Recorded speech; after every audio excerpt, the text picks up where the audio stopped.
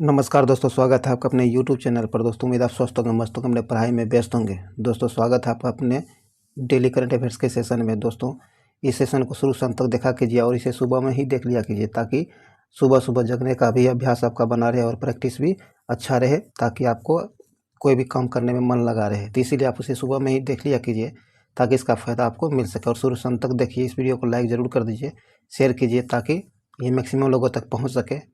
और अभी तक आप हमारे चैनल को सब्सक्राइब नहीं किए तो सब्सक्राइब करके घंटे जब दबा लीजिए, ताकि आने वाले वीडियो का नोटिफिकेशन आपको आसानी से मिल सके।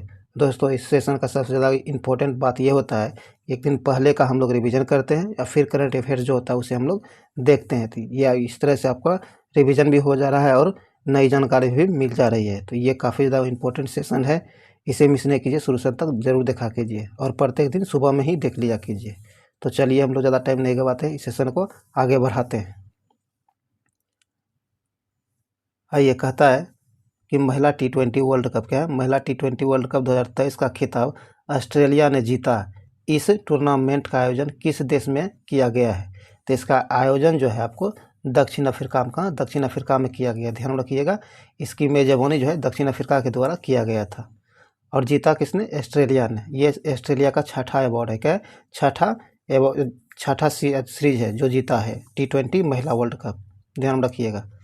आगे कहता है, प्रधानमंत्री नरेंद्र मोदी ने किस राज्य में शिवमोगा हवाई अड्डे शिवमोगा हवाई अड्डे का उद्घाटन किया है? तो ये कर्नाटक में किया है। कहता है, प्रधानमंत्री नरेंद्र मोदी जो है किस राज्य में शिवमोगा हवाई अड्डे का उद्घाटन किया है? तो ये कर्नाटक में किया है। कहाँ? कर्नाटक में किया है। ध्यान रखिएगा, कर्नाटक। आगे कहता है, यूएस चैम्बर्स ऑफ कॉमर्स द्वारा जारी इंटरनेशनल आईपी इंडेक्स में भारत की जो रैंक रहा है, क्या रहा है? तो भारत का रैंक जो रहा है आपको यूएस चैम्बर्स ऑफ कॉमर्स द्वारा जारी इंटरनेशनल आईपी इंडेक्स में जो भारत का रैंक है 42वां है। और टोटल इसमें 55 में से 42 मिला। क्या है? 55 में से 42वां स्थान भारत को मिला है। ध्यान रखिएगा, 42वां स्थान भारत का है। चलिए आगे है। आगे कहता है कि भारत की राष्ट्रपति द्रौपदी मुर्मू ने 14वें राष्ट्रीय संस्कृति महोत्सव का उद्घाटन किस राज्य में किया है? तो ये राजस्थान में किया। कहाँ? राजस्थान में किया है। भारतीय राष्ट्रपति द्रौपदी मुर्मू जो है 14वें राष्ट्रीय संस्कृति महोत्सव का उद्घाटन राजस्थान में किया है। कहाँ? राजस्थान में किया है। ध्यान रखिएगा, राजस्थान। आगे कहता है, कतर ओपन टेनिस 2023 का टाइटल किस खिलाड़ी ने जीता है? तो ये आपको डेनियल मेदवेदेव ने। किसने? डेनियल मेदवेदेव ने जीता है। ध्यान रखिएगा, डेनियल मेदवेदेव। आगे कहता है, टी20 में महिला टी20 वर्ल्ड कप में सर्वाधिक विकेट लेने वाली खिलाड़ी कौन बन गई हैं? तो ये आपको है शबनीम, क्या है, शबनीम इस्माइल बनी है।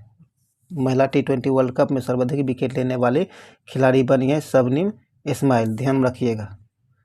चलिए आगे है। आगे कहता है कि वर्ष 2023 के मार्कोनी अवार्ड से किसे सम्मानित किया गया है? कहता है कि 2023 का मार्कोनी अवार्ड जो है ये किसे दिया गया है? ये आपको हरि बालकृष्णन को यह अवार्ड दिया गया 2023 का मार्कोनी अवार्ड। ध्यान रखिएगा, हरि बालकृष्णन। तो दोस्तों हम लोग जो रिवीजन करना था एक दिन बैक का, हम लोग रिवीजन कर चुके हैं।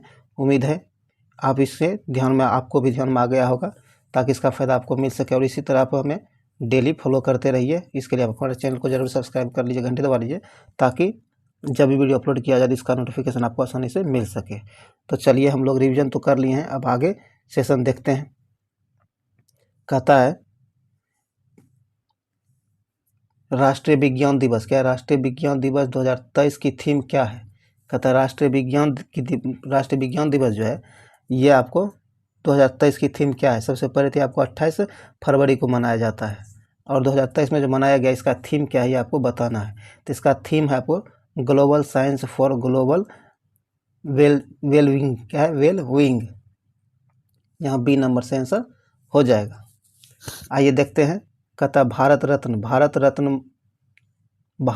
और महान वैज्ञानिक सर चंद्रशेखर वेंकट रमन ने फिजिक्स के क्षेत्र में 28 फरवरी 1928 को रमन प्रभाव की महत्वपूर्ण खोज की थी। कब की थी? 28 फरवरी 1928 को रमन प्रभाव की महत्वपूर्ण खोज की थी। इस दिन को महत्व और सम्मान देने के लिए पूरे देश में प्रतिवर्ष राष्ट्रीय विज्ञान दिवस के रूप में मनाया जाता है। चंद्रशेखर वेंकट रमन को इस खोज के लिए 1930 में नोबेल पुरस्कार दिया गया था। कब? 1930 में नोबेल पुरस्कार दिया गया था। ये सम्मानित किया गया था 1930 में नोबेल पुरस्कार से।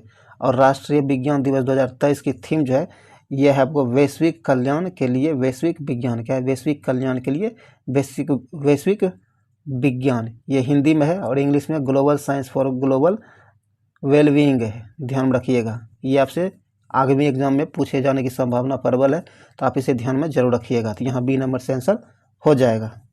चलिए आगे बढ़ते हैं। और इस तरह की डिटेल इसलिए शामिल किया जाता है कि आप इसका PDF, हाँ दोस्तों, अगर आप इसका PDF चाहते हैं तो आप हमारे टेलीग्राम ग्रुप से अपलोड कर सकते हैं, डाउनलोड कर सकते हैं। हमारे टेलीग्राम ग्रुप का लिंक डिस्क्रिप्शन में दे दिया गया है, उससे जाकर जरूर ज्वाइन करें। इसका PDF आपको वहीं मिल जाएगा। तो चलिए आगे बढ़ते हैं। आगे कहता है कि किस खिलाड़ी ने वर्ष 2022 के फीफा फुटबॉल अवार्ड्स में बेस्ट मेंस फुटबॉलर का अवार्ड जीता है। कहता हुआ कौन से खिलाड़ी है जो 2022 के फीफा फुटबॉल अवार्ड्स में बेस्ट मेंस फुटबॉलर अवार्ड जीता है? तो ये जीता है आपको लियोनेल मेसी। किसने? लियोनेल मेसी ने। ए नंबर से आंसर हो जाएगा। आइए देखते हैं। कहता फीफा ने, क्या है? फीफा ने 2022 के फुटबॉल अवार्ड्स की घोषणा कर दी है। इस अवार्ड्स में अर्जेंटीना के विश्व कप विजेता कप्तान लियोनेल मेसी ने पुरुष वर्ग में बेस्ट फुटबॉलर अवार्ड अपने नाम किया है। कतर में संपन्न हुए फीफा वर्ल्ड कप 2022 में जो है मेसी ने अपनी टीम को वर्ल्ड चैंपियन बनाया था। साथ ही उन्होंने विश्व कप में विश्व कप जो हुआ था उसमें मेसी को जो है आपको गोल्डन बॉल अवार्ड भी दिया गया था। मेसी ने जीता था गोल्डन बॉल अवार्ड। और साथ ही साथ सर्वश्रेष्ठ फीफा महिला की बात किया जाए तो सर्वश्रेष्ठ फीफा महिला का अवार्ड जो है आपको लेक्सिया पुटेलस ने जीता है लिया में। ध्यान रखिएगा। और सर्वश्रेष्ठ फीफा पुरुष गोलकीपर जो है का अवार्ड आपको एमिलियन, सर्वश्रेष्ठ पुरुष गोलकीपर का अवार्ड जो आपको एमिलियानो मार्टिनेज को दिया गया है। ध्यान रखिएगा यह भी। यहाँ ए नंबर से आंसर हो जाएगा लियोनेल मेसी। चलिए और महिला में भी ध्यान रखिएगा एलेक्सिया पुटेलस। चलिए आगे बढ़ते हैं। आगे कहता है Spanish para badminton international tournament के किस खिलाड़ी ने मेंस सिंगल्स इवेंट में सिल्वर मेडल जीता है? कहता है कि Spanish para badminton international tournament में किस खिलाड़ी ने मेंस सिंगल इवेंट में सिल्वर मेडल जीता है? तो ये प्रमोद भगत ने। किसने? प्रमोद भगत ने जीता है। बी नंबर से आंसर हो जाएगा प्रमोद भगत। आइए देखते हैं। कहता ओडिशा के प्रमोद भगत ने Spanish para badminton international tournament में शानदार प्रदर्शन करते हुए लेवल 2 टूर्नामेंट की 2 स्पर्धाओं में 2 पदक जीता है। 2 स्पर्धाओं में 2 पदक जीता है। प्रमोद को एकल स्पर्धा में रजत पदक और संतोष करना पड़ा। रजत पदक से ही संतोष करना पड़ा क्योंकि फाइनल में इंग्लैंड के डेनियल बेथेल से हार गया था। ये ध्यान रखिएगा। और बैडमिंटन इंटरनेशनल टूर्नामेंट स्पेन के विक्टोरिया में आयोजित की गई थी। एक अन्य उड़िया खिलाड़ी सुजीत, जिनका नाम सुजीत मोहराना है। मोहराना ने युगल स्पर्धा में कांस्य पदक जीता था। और गौतम बुद्ध नगर उत्तर प्रदेश के जिलाधिकारी सुहास एलवाई ने इस टूर्नामेंट में मेंस सिंगल्स में SL इवेंट में जो है कांस्य पदक जीता। इसमें कांस्य पदक जीता है। ध्यान रखिएगा। तो यहाँ आपका प्रमोद भगत से आंसर हो जाएगा बी नंबर। चलिए आगे है। आगे कहता कि फिक्की ने किसे अपना नया महासचिव नियुक्त किया? कहता है फिक्की जो है किसे अपना नया महासचिव नियुक्त किया है? तो ये किया है शैलेश पाठक को। किसे? शैलेश पाठक को अपना नया महासचिव नियुक्त किया है फिक्की ने। तो आइए देखते हैं। कहता federation of India chambers of commerce and industries, जिसे शॉर्ट में फिक्की कहा जाता है, ने पूर्व IAS अधिकारी शैलेश पाठक को अपना नया महासचिव नियुक्त किया है। शैलेश पाठक ने निजी क्षेत्र की कई कंपनियों के प्रमुख पदों पर रह चुके हैं। उन्होंने ग्रेजुएशन के बाद 1986 में IIM कलकत्ता से MBA की डिग्री हासिल की थी और फिक्की की स्थापना फिक्की की स्थापना की बात की जाए तो आपको 1927 में हुआ। कब? 1927 में की गई थी। और यह सबसे पुराना सबसे पुराना शीर्ष व्यापार संगठन है। इसका मुख्यालय नई दिल्ली में है। कहाँ? इसका मुख्यालय नई दिल्ली में स्थित है। यह जो है एक गैर सरकारी और गैर लाभकारी संगठन है, ध्यान में रखिएगा। तो यहाँ ए नंबर से आंसर हो जाएगा शैलेश पाठक। फिक्की के नए महानिदेशक बने हैं, महासचिव बने हैं शैलेश पाठक। चलिए आगे है। आगे कहता है कि टेस्ट क्रिकेट में न्यूजीलैंड के सर्वाधिक रन बनाने वाले बल्लेबाज कौन बने हैं? तो आपको केन विलियमसन बने हैं। सी नंबर से आंसर हो जाएगा केन विलियमसन। आइए देखते हैं। कहता न्यूजीलैंड क्रिकेट टीम के अनुभवी न्यूजीलैंड क्रिकेट के अनुभवी बल्लेबाज केन विलियमसन ने टेस्ट में अपने देश के लिए सर्वाधिक रन बनाने वाले बल्लेबाज बन गए हैं। उन्होंने यह उपलब्धि इंग्लैंड के खिलाफ हासिल की है। विलियमसन ने इंग्लैंड के खिलाफ जारी दूसरे टेस्ट में न्यूजीलैंड की दूसरी पारी में 132 रन की पारी खेलकर यह मुकाम हासिल किया है। विलियमसन ने टेस्ट में 7,787 रन हो गए हैं। केन विलियमसन के अब टेस्ट में 7,787 रन हो गए हैं। विलियमसन ने इंग्लैंड के पूर्व कप्तान रॉस टेलर को पछाड़कर जिन्होंने टेस्ट में 7,683 रन बनाए हैं, इसे पछाड़कर यह मुकाम हासिल किया है, ध्यान रखिएगा। तो यहाँ सी नंबर से आंसर हो जाएगा केन विलियमसन। चलिए आगे है। आगे कहता है कि केंद्रीय मंत्री पुरुषोत्तम रूपाला ने ग्रेड स्टार्टअप कन्वेंशन का उद्घाटन किस शहर में किया है? कहता है केंद्रीय मंत्री पुरुषोत्तम रूपाला इन्होंने ग्रेड स्टार्टअप कन्वेंशन का उद्घाटन किस शहर में किया है? तो ये हैदराबाद में किया। कहाँ? हैदराबाद में किया है। तो यहाँ बी नंबर से आंसर हो जाएगा हैदराबाद।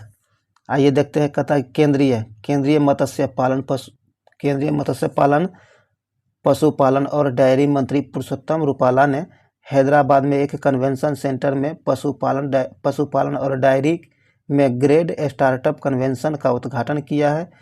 इस ग्रेड स्टार्टअप कन्वेंशन का उद्देश्य देश में पशुधन डेयरी पशुपालन क्षेत्र में मौजूदा और उभरते स्टार्टअप को बढ़ावा देना है। साथ ही साथ मंच से उद्यमियों, निवेशकों और सहयोग विशेष अपनी बात रखने का मौका मिलेगा। इस अवसर पर सूचना एवं प्रसारण मंत्री डॉक्टर एल मुरुगन और पशुपालन राज्य मंत्री डॉक्टर राजीव कुमार बलियान भी इस पर उपस्थित थे। उस समय यहाँ उपस्थित थे। तो यहाँ बी नंबर से आंसर हो जाएगा हैदराबाद, ध्यान जरूर रखिएगा। चलिए आगे बढ़ते हैं। आगे कहता है कि मल्टीलेटरल कोबरा वॉरियर एक्सरसाइज का आयोजन किस देश में किया जाएगा? कहाँ किया जाएगा? तो ये किया जाएगा वो यूनाइटेड किंगडम में। कहाँ? यूनाइटेड किंगडम में इसका आयोजन किया जाएगा। आइए देखते हैं। कहता भारत ने हाल ही में यूनाइटेड किंगडम के कोबरा वॉरियर एक्सरसाइज में भाग लेने के लिए मिराज 2000 लड़ाकू विमानों और अन्य विमानों को भेजा है। यह एक बहुपक्षीय अभ्यास है जिसमें ब्रिटेन की रॉयल एयर फोर्स और भारतीय वायुसेना के साथ फिनलैंड, स्वीडन और दक्षिण अफ्रीका, संयुक्त राज्य अमेरिका और सिंगापुर की वायुसेना भी भाग लेगी। इस एक्सरसाइज में इंडियन एयर फोर्स के 5 मिराज 2000 फाइटर प्लेन और 2 C-17 ग्लोबल क्या, global sorry C17 globe master, और एक IL है, IL 78 मिड एयर रिफ्यूलर विभाग भी भाग लेगा, विमान भी इसमें जो है भाग लेगा, ध्यान रखिएगा। तो यहाँ सही आंसर हो जाएगा आपको यूनाइटेड किंगडम। चलिए आगे है दोस्तों, कल के क्वेश्चन का आंसर, आज का जो भी करंट अफेयर्स था इंपॉर्टेंट हम लोग देख चुके हैं। अब आइए देखते हैं कल का इंपॉर्टेंट जो करंट अफेयर्स आपसे पूछा गया था उसका आंसर आप ले लीजिए। कल आपसे क्वेश्चन पूछा गया था कि भारतीय रेलवे ने हाल ही में किस राज्य में सभी ब्रॉड गेज रूट का विद्युतीकरण पूरा किया है? तो ये पूरा किया आपको उत्तर प्रदेश ने। किसने? उत्तर प्रदेश ने। डी नंबर आपका सही आंसर हो जाएगा, उत्तर प्रदेश। अब आइए आज का क्वेश्चन जो आपको आंसर बताना है। आज का क्वेश्चन है आपको कि भारत के किस राज्य या केंद्र शासित प्रदेश में फ्रोजन लेक हाफ मैराथन का आयोजन किया गया है? कहता है भारत के किस राज्य या फिर केंद्र शासित प्रदेश में फ्रोजन लेक हाफ मैराथन का आयोजन किया गया है? तो ये कहाँ किया गया आपको बताना है। आपको ए नंबर में दिया गया लद्दाख, दूसरे में सिक्किम, उत्तराखंड और जम्मू कश्मीर। इन चारों में से कौन होगा सही आंसर, उसे आप कमेंट बॉक्स में ज़रूर बताइएगा ताकि इसका फ़ायदा आपको मिल सके। तो लगातार इस सेशन में बने रहने के लिए धन्यवाद। पूरा सेशन देखा कीजिए, शुरू से अंत तक देखा कीजिए और लाइक शेयर जरूर कीजिए अपने दोस्तों के साथ। और इसका PDF आप हमारे टेलीग्राम ग्रुप से डाउनलोड कर सकते हैं रिवीजन के लिए, जिसका लिंक डिस्क्रिप्शन में दे दिया गया है। तो चलिए इस वीडियो को यहीं समाप्त करते हैं, मिलते हैं अगले वीडियो में, तब तक के लिए जय हिंद।